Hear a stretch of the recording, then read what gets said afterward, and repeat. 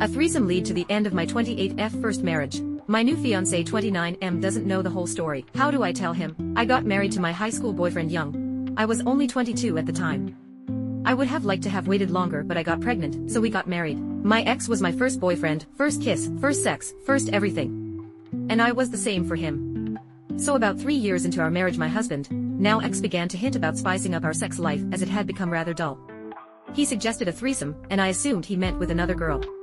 I declined because I'm really not into girls, but what he actually had in mind was another guy.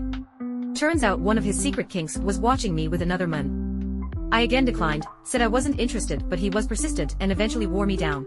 If I'm being honest, I was a little curious, having only been with one guy my whole life. So I agreed. We found a guy online and set the whole thing up. I won't go into details, but I had the best sex of my life that night. My ex seemed to enjoy himself as well and meeting up with this guy, Tim, regularly. Continued in part 2.